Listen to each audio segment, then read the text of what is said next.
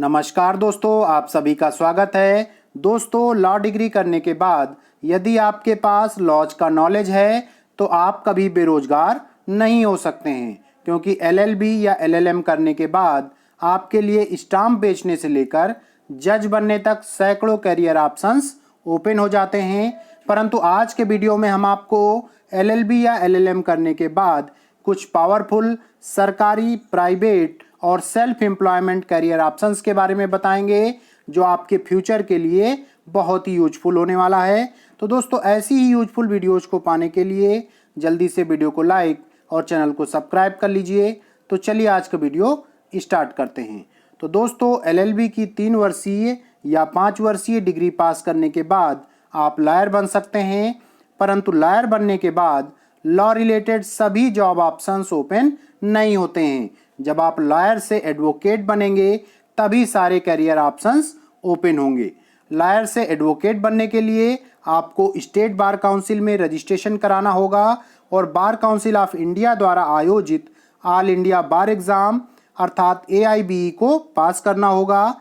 जब आप एडवोकेट बन जाएंगे तो आपके लिए लॉ रिलेटेड सभी करियर ऑप्शंस ओपन हो जाएंगे। तो चलिए लॉ रिलेटेड महत्वपूर्ण करियर ऑप्शंस के बारे में जान लेते हैं। तो दोस्तों, सबसे पहला जो ऑप्शन है आपके लिए एक एडवोकेट के रूप में प्रैक्टिस करने का है। तो दोस्तों, LLB की डिग्री पास करके एडवोकेट बनने के बाद सबसे पहला और जो बेसिक करियर ऑप्शंस है, आप भारत की किसी भी कोर्ट में एक एडवोकेट के रूप में प्रैक्टिस स्टार्ट कर सकते हैं। इसमें आप अपने नॉलेज और स्किल्स के आधार पर लोगों की लीगल हेल्प करके तथा उनके कोर्ट केसेस को हैंडल करके अच्छा पैसा और सम्मान कमा सकते हैं।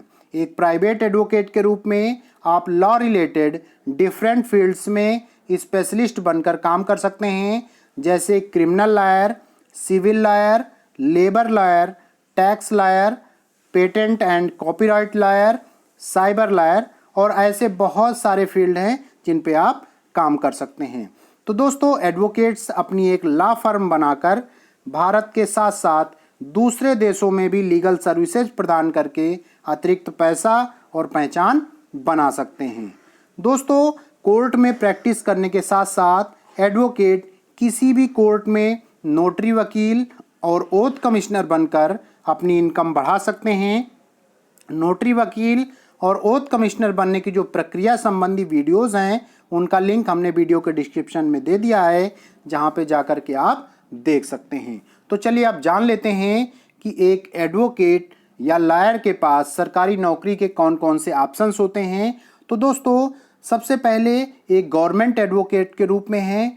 तो इंडियन कोर्ट्स में सरकार की ओर से केस लड़ने के लिए गवर्नमेंट एडवोकेट की भर्ती की जाती है। गवर्नमेंट एडवोकेट बनने के लिए इंडिया लेवल पर कोई कॉमन एग्जाम नहीं होता है, अर्थात गवर्नमेंट एडवोकेट की भर्ती सभी स्टेट गवर्नमेंट्स द्वारा अलग अलग नामों से की जाती हैं, जैसे APO, ADPO, ADPPO, ADA आदि।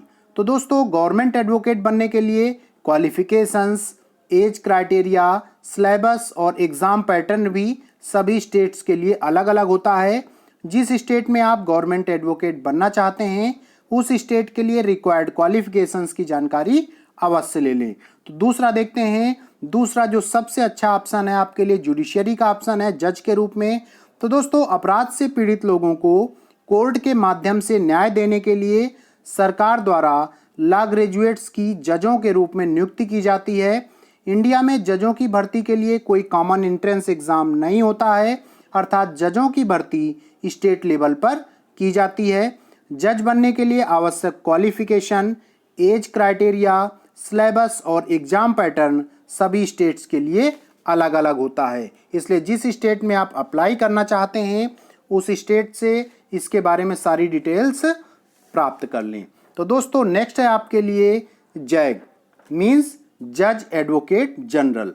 तो दोस्तों, इंडियन आर्मी कोर्ट्स के लिए प्रत्येक वर्ष जैग अर्थात जज एडवोकेट जनरल के रूप में लॉ ग्रेजुएट्स की भर्ती की जाती है।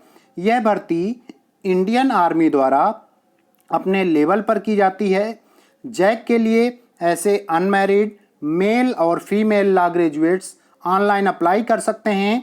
जिन्होंने लॉ डिग्री मिनिमम 55% मार्क्स से पास कर रखी हो और एज 21 टू 27 ईयर होनी चाहिए। जैक के लिए सिलेक्शन एसएसबी इंटरव्यू के माध्यम से होता है, इसमें कोई रिटन एग्जाम नहीं होता है और इंटरव्यू के लिए सिलेक्शन एजुकेशनल मेरिट के आधार पर होता है। तो दोस्तों नेक्स्ट देख लेते हैं कि जो लॉ ऑफिसर हैं बैंक में कैसे बनते हैं और कौन होते हैं। तो दोस्तों सरकारी बैंकों में लॉ ग्रेजुएट्स के लिए स्पेशल ऑफिसर लॉ की भर्ती कुछ सरकारी बैंकों को छोड़कर लगभग सभी बैंकों में IBPS अर्थात institute of banking personal selection के माध्यम से की जाती है। कुछ सरकारी बैंकों में यह भर्ती सीधे बैंक के HR डिपार्टमेंट द्वारा नोटिफिकेशन जारी करके भी की जाती है। स्पेशल ऑफिसर लॉ के रूप में भर्ती लॉ ग्रेजुएट्स को एक एडवोकेट के रूप में बैंकों को सेवाएं देनी होती है और लीगल इशूज़ को हैंडल करना होता है। तो दोस्तों नेक्स्ट जान लेते हैं कि एक लीगल एडवाइज़र के रूप में कैसे वर्क करते हैं गवर्नमेंट में और कहाँ करते हैं। तो सरकारी कंपनियां जैसे ONGC, IOCL आदि अपने यहाँ लीगल इशूज़ को देखने के लिए लीगल एडवाइज़र की भर्ती करती हैं। यह कंपनियां क्लैट PG कोर्सेज की मेरिट लिस्ट के आधार पर डायरेक्ट इंटरव्यू के माध्यम से लीगल एडवाइज़र का सिलेक्शन करती हैं।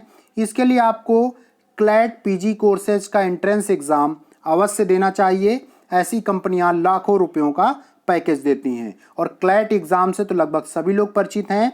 ये जैसे इंजीनियरिंग में IIT होता है वैसे लॉ फील्ड में क्लैट एग्ज़ाम होता है। तो नेक्स्ट देख लेते हैं दोस्तों कि आपका जो लॉ प्रोफेसर या एजुकेशन फील्ड में क्या कैसे कर सकते हैं।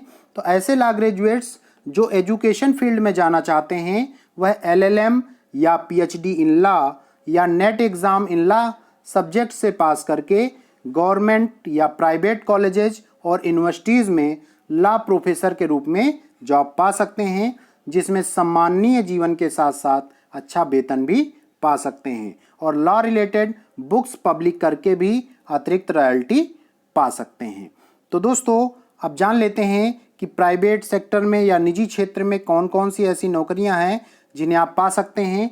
तो दोस्तों लॉ डिग्री करने के बाद लगभग सभी प्राइवेट कंपनी और इंस्टीट्यूशंस में लीगल इशूज़ को हैंडल करने के लिए रिक्वायर्ड एडवोकेट या लीगल एडवाइज़र के रूप में पार्ट टाइम या फुल टाइम आप वर्क कर सकते हैं और अपना कैरियर बना सकते हैं। तो दोस्तों अंत में आपको बताना चाहूँगा कि लगभग सभी प्रकार की लॉ से रिलेटेड जो इन्फॉर्मेशन है हमारे चैनल पर उपलब्ध है और उसका जो लिंक है सभी वीडियोज़ के डिस्क्रिप्शन में दिया गया है, जहां क्लिक करके सभी वीडियोज़ को आप देख सकते हैं। और वीडियोज़ में आप देखेंगे कि आपको लॉ के बारे में जो छोटी से छोटी जानकारी है और बड़ी से बड़ी जानकारी सभी प्रकार की उपलब्ध है। तो दोस्तों वीडियो को पूरा देखने के लिए बहुत बहुत धन्यवाद।